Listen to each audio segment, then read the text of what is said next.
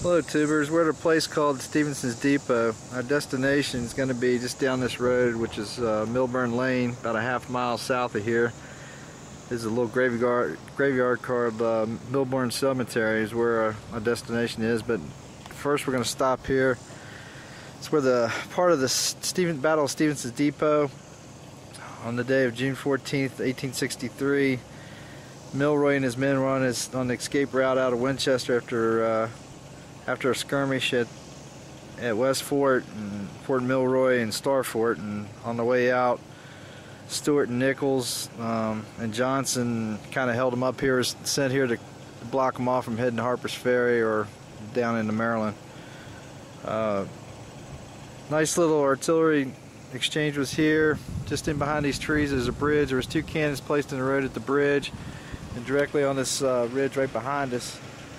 A lot of people are probably familiar with this area. Snowden Bridge, the bridge going into Snowden Bridge Estates is right there on the other side. You can just see the top of it from here.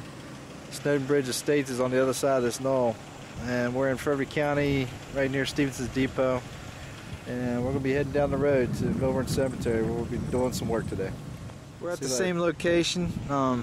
Also at this site was the 3rd Battle of Winchester, a part of the last cavalry battle, which started in the fields, which are now pretty grown up. From this angle, they're grown up in front of us, but there's a railroad track bed just in, probably about 200 yards in front of us. And pretty much in this field was the beginning of the cavalry clash with 3rd Winchester, which is a closing battle, one of the closing battles of the 3rd Winchester. Can't see a whole lot today. There's a lot of growth in here. Not any markers other than this sign here, but pretty cool little place. We're just off of Route 11. Route 11 is just west of here, about a half mile. Like I said, this is Milburn Lane, and Snowbridge Estates are on the other side of this ridge. Hello, see you later. Hopefully you can see this. This is a map of the area we're at. It's Milburn Cemetery. Milburn Road, Route 622, runs north and south.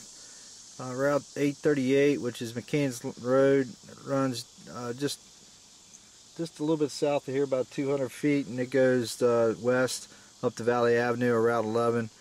On the south side of this property runs Helm Spring, which originates from a piece of property I'll show you here in a second, just on the other side of the road, and then it runs to Hyatt Run, which runs in the rear of the property. It's approximately 1 acre of land. Half acre is about, it houses the cemetery, and the other half acre houses the possible position of the Milburn Chapel, which was established or built somewhere around 1788 and was dismantled around 1887, I believe it was. Alright, I'll show you some more here in just a second.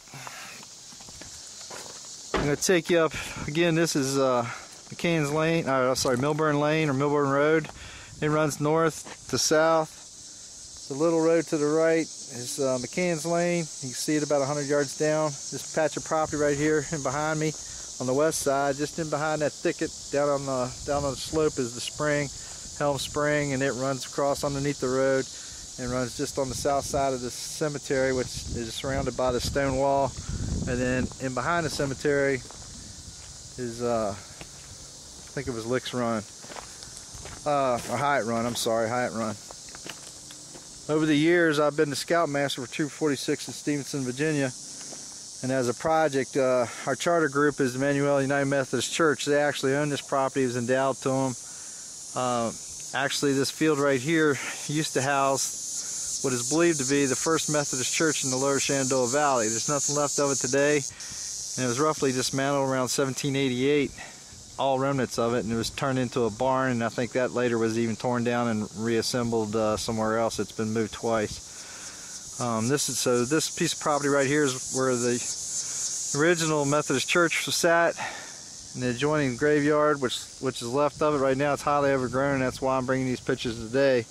Over the years, since about 1999, our troop's been kind of taking care of this property. Nobody else has been. It's been highly neglected, and over the years of vandalism and everything else, and remnants of the Civil War, this graveyard has been pretty much decimated. In the thick of all this, there's still about 10 stones. Most of them are on the ground. There's a couple standing. You can see one there, and there's one in behind it. And I think the oldest one in here that I can find is dated 1801.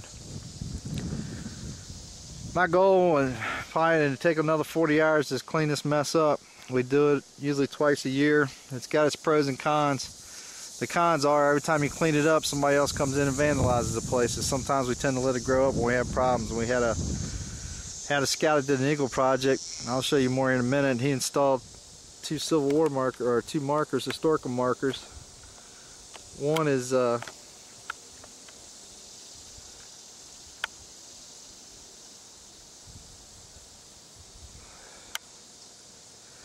this